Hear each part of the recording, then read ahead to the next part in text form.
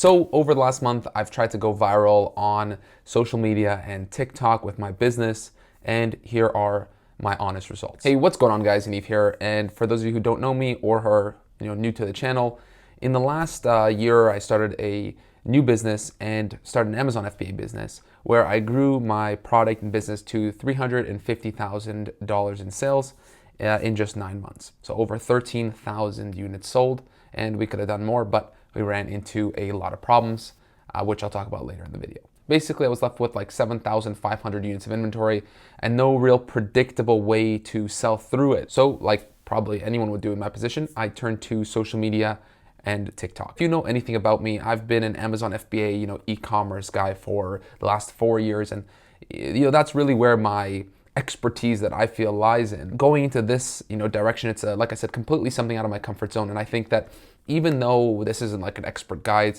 I just want to be able to share my journey and my experience with you as I did with my last business, through the ups, through the downs, whatever really happens with this, I think it's still going to bring some value. Let's dive into the actual numbers of views, followers, and all that stuff that I got in the first month. And obviously, this first month, it wasn't really based on like getting sales. Like we didn't even have a link for most of the time to the website that I built.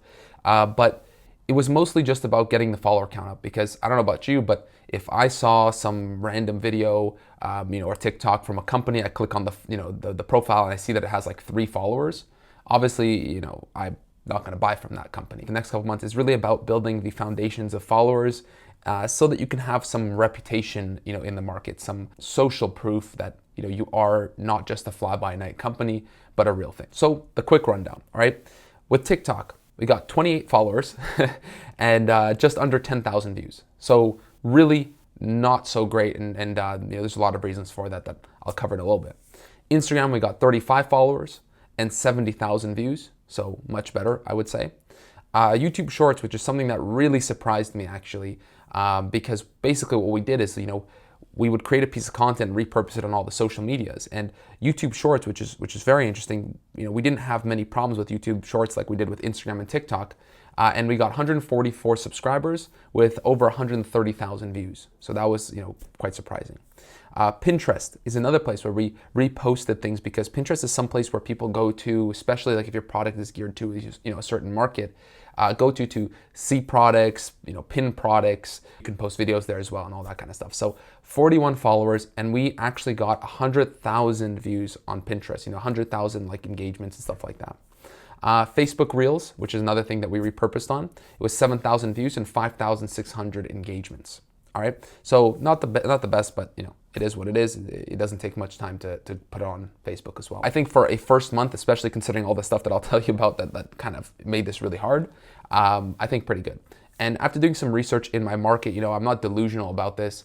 Obviously, the sales to views ratio is going to be quite low, right? So I think from kind of looking at other people in the market, what I've noticed, because they post their Shopify, kind of like sales and stuff like that, so I can kind of deduct or deduce, whatever it is, how many views it correlates to one sale. It's about one sale to 10 to 20,000 views. So one sale, 10, 20,000 views. So realistically, from the views that we got in our first month, maybe 20-ish sales, so not even like a sale a day. So not the greatest, but again, this first month was about building the foundations for where we can take off. And many of you maybe don't know this, but I actually relocated from Canada, from the West, to Turkey, and that's where I'm currently living right now. And I didn't know this when I first started, but TikTok especially, but Instagram somewhat too, is actually quite geolocated, which means wherever you create your account, that's where you're going to get your views from. And it's really, really difficult to change that. And we tried VPNs, we tried American SIM cards, we tried just all sorts of crazy amounts of things to make it work. Watched tons of videos, talked to experts, and nothing worked.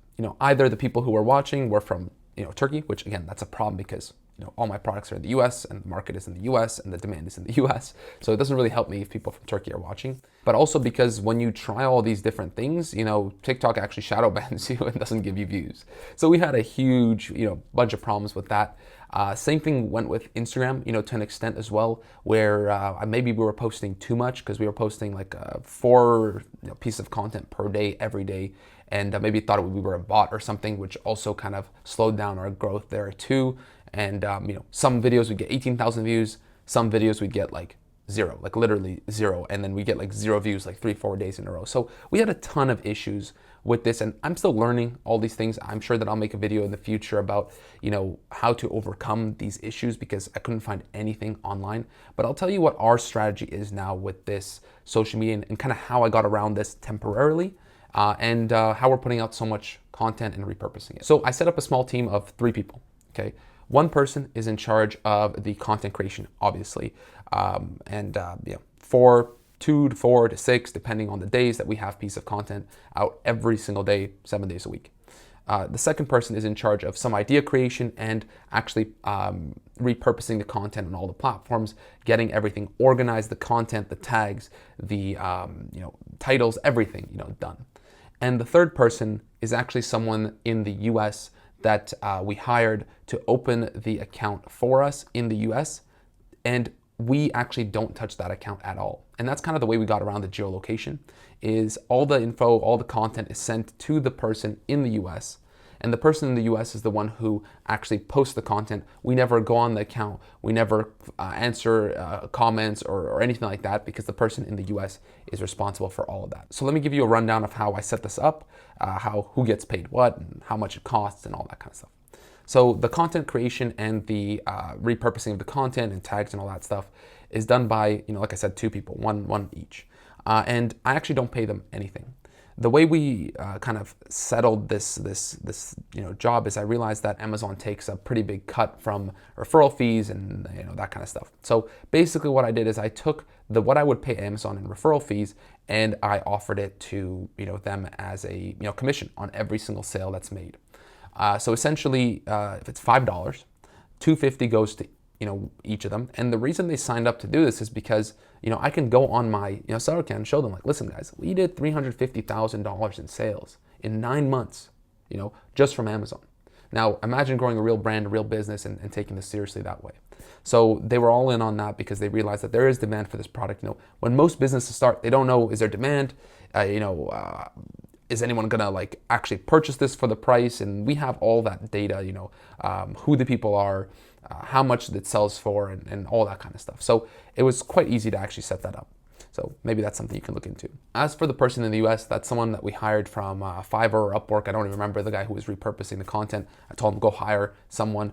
We pay them $8 per day to actually post. So, they post 4 to 6 pieces of content, let's say on average. So they post all of the content on just TikTok and Instagram. The rest of the YouTube Shorts, Pinterest, and Facebook Reels, the guy who does the repurposing is actually the one posting it. Those are basically the 2 ones that are geolocated. So that's why they're doing it in the US. They also answer comments and engage with people and follow people and so that the algorithms don't think that you're just a bot that posts content. And posting the content, costs us about $240, $250 per month to get that done in the US.